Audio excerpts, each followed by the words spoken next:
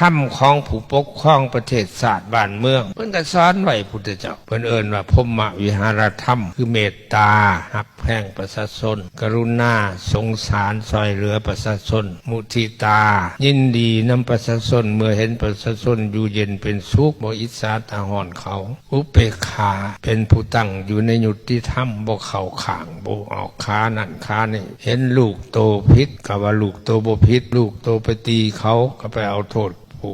ถูกตีสับนั่นบ่มี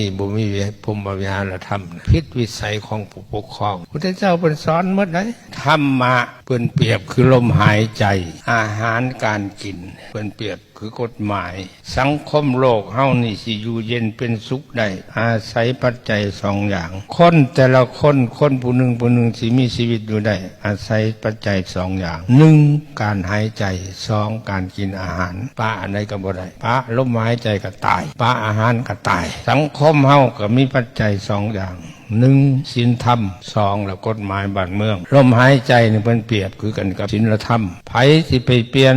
ลมหายใจโอ้ยขี้ข้านหายใจทั้งหูดังดิกูสิหายใจทั้งกด อาหารการกินนั่นเปลี่ยนแปลงได้เปลี่ยนได้มื้อนี้จะกินลาบเฮ็ดลาบกินมื้ออื่นจะกินก้อยกินจากมื้อนี่กินต้มกินอ้อมเฮ็ดนั่นเปลี่ยนแปลงได้อาหารแต่ว่ามีคุณค่าเท่ากันสิปะอาหารก็ตายปะลมหายใจก็ตายมื้อนี้สังคมโลกเฮาสังคมมนุษย์เฮาทั้งหลายนี่ก็อาศัยปัจจัยสองอย่างคืออาศัยศีลธรรมกับกฎหมายศีลธรรมเป็นเปรียบใส่ลมหายใจกฎหมายเป็นเปรียบใส่อาหารการกินลมหายใจศีลธรรมผู้ใดเปลี่ยนศีลธรรมก็คือเปลี่ยนลมหายใจส่วนว่ากฎหมายนั้นเปลี่ยนแปลงได้คือกันกับอาหารมาตรานี้ยุคนี้สมัยนี้บ่เหมาะเปลี่ยนใหม่เปลี่ยนได้ส่วนว่าศีลธรรมเปลี่ยนบ่ได้ไผไปเปลี่ยนศีลเปลี่ยนธรรมอะไรมันอันตรายโลดเดี๋ยวนี้ตามอาตมาสังเกตเบิ่งแล้วรู้สึกว่าประชาชนเฮานี่อยากเปลี่ยนลมหายใจหลายคือเปลี่ยนศีลเปลี่ยนธรรมขาดความเคารพในศีลขาดความเคารพในธรรมนับมือกว้างนับมือขวางนับมาตั้งแต่เฮายังน้อยตะกี้แต่ไล่แต่นี่คืนหลังไปแต่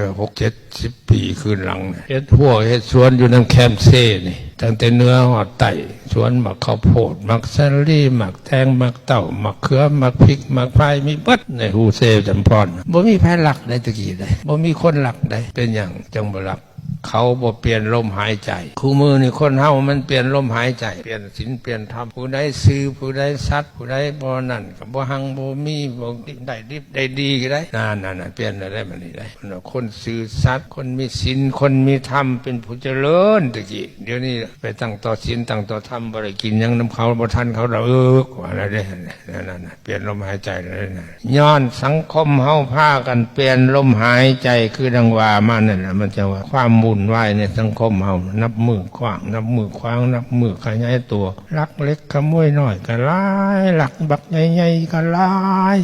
ป่าดงพงไผ่ใหม่อยู่เทิงภูเทิงผามีราคาเท่าไรขึ้นไปเอาลงมาบัดบ่ว่าแต่คนเปลี่ยนลมหายใจลิงก็เปลี่ยนลมหายใจลิงอยู่โรงเมืองนี่จะเข้าสมัยข่อยเป็นจัวอยู่บ้านลำเทนนี่มันไม่ได้ออกมาหากินของปลูกของพังคนได้อยู่แต่ในดงกันได้บัดเดี๋ยวนี้ปุ้ยคนแถวนั้นจะแม่นจมอุกจมอังจมทุกข์จมยากน้ำลิงบ้านดงเมืองบ้านท่ามวงบ้านสะขึ้นลำเทนหอดบ้านทวดไปละปลูกยังก็บ่ได้กินข้าวลิงมันมายำวัดประสันลิงก็บ่มีศีลมีธรรมเป็นคนขาดศีลขาดธรรมลิงก็ขาดศีลขาดธรรมตัวมันเป็นไปตามยุคตามสมัยมันเพียรอิยาบทกระแมนออกจากขอบครัวเฮือนซ่านมาดูวัดดูว่าพอหันใจลงในจังน้อยอยู่ในเฮือนในซ่านมีแต่ขี้ฝุ่นกลุ่ม